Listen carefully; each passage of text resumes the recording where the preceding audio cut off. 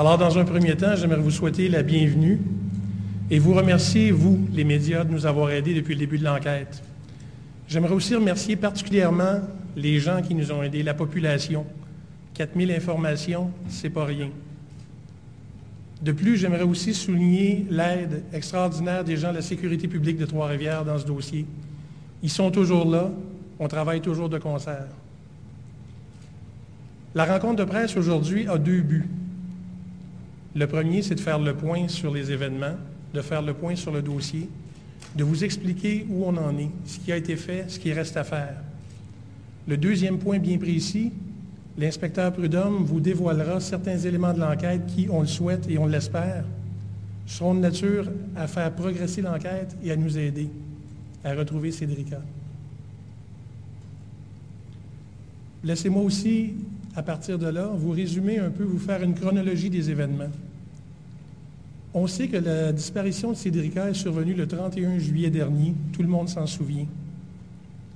L'enquête aujourd'hui a permis d'établir que les événements menant à sa disparition ont réellement débuté le 29 juillet dernier. Et voici pourquoi. Vous avez ici une carte, dans le bas, au centre, le parc Chappet. On sait qu'aujourd'hui, un homme a approché des jeunes filles au parc Chappet le 29 juillet dernier. L'homme disait chercher un petit chien noir et blanc. Le lendemain, 30 juillet, un homme disant chercher un chien noir et blanc s'y présente et aborde des jeunes filles encore une fois. L'une des jeunes filles s'y trouvait la veille. On sait qu'il s'agit du même homme.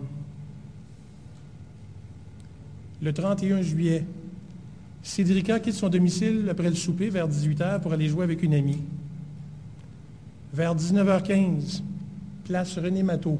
Je vous expliquerai ensuite où c'est. Il y a un véhicule qui sera décrit par l'inspecteur Prudhomme qui arrive, se stationne de façon tout à fait irrégulière, plus d'1 mètre de la bordure de la rue. Un homme en sort, se dirige vers l'immeuble et se dirige vers le secteur boisé. L'enquête démontre que Cédrica, déjà à ce moment-là, cherchait un petit chien noir et blanc. Quelques minutes après, l'homme est vu ressortir du boisé, presque au même moment où 2 jeunes filles en ressortaient aussi. La description de l'une de ces 2 jeunes filles correspond à celle de Cédrica. 20 heures. Cédrica est vue avec son vélo à l'angle du boulevard des Chenaux et de Chappet. Bien des gens nous l'ont dit, elle cherche le petit chien. 20h27. Cédrica est vue pour la dernière fois. Elle est toujours avec son vélo, toujours dans le secteur, angle Matteau et Chappet. 20h30, 3 minutes plus tard, le véhicule de Cédrica, appuyé sur une borne fontaine, non pas abandonné dans la rue, non pas jeté par terre, correctement appuyé sur une borne fontaine, et pris par des jeunes garçons, et il est conduit plus tard. Cédrica n'a pas été revue depuis. Pour la suite, vous vous rappelez, vous savez ce qui s'est passé. Mais pour plus de précision, je vais laisser l'inspecteur Martin Prudhomme vous le préciser. Bonjour. Depuis la disparition de Cédrica Provencher, après plus de 5 semaines de travail, avec environ une 50aine d'enquêteurs qui ont travaillé chaque jour, après avoir analysé environ 4000 informations, aujourd'hui, on est en mesure de vous dire que l'on recherche un véhicule de marque Acura, rouge, un véhicule 4 portes, intérieur de couleur beige, sans vitres teintées, sans aileron, par contre avec des poignées chromées aux 4 portes.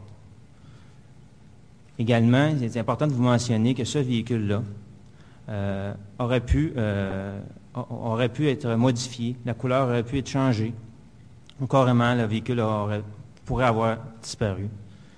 Au même moment, on recherche son conducteur, un homme âgé environ de 30 à 40 ans, cheveux châtains, un homme qui s'exprime en français, un homme d'une stature moyenne.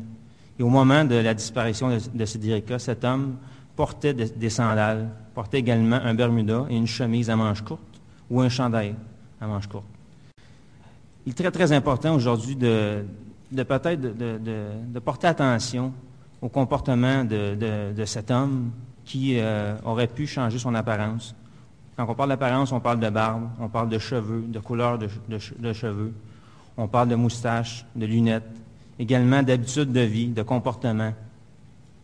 Malheureusement, aujourd'hui, on n'est pas en mesure de pouvoir vous transmettre un portrait robot, tout simplement parce qu'il nous manque certains détails pour pouvoir le transmettre. Alors, ces deux informations pour nous sont d'une très haute importance et on espère de recevoir des appels pour nous aider à progresser dans notre dossier. Évidemment, le numéro à composer reste le même. C'est le 1-800-659-4264. L'enquête identifie ce véhicule-là. Il ne faut pas oublier une chose, c'est que cet homme-là, ça peut être votre frère, votre père, votre oncle. Ça peut être un ami. Ça peut être un collègue de travail. Ça peut être une connaissance. On attend encore aujourd'hui, 5 semaines plus tard, les appels de gens qui nous ont aidés et qui vont continuer de nous aider avec cette description plus précise du véhicule. Le véhicule, vous en avez une photo ici, c'est un véhicule similaire. On attend vos appels.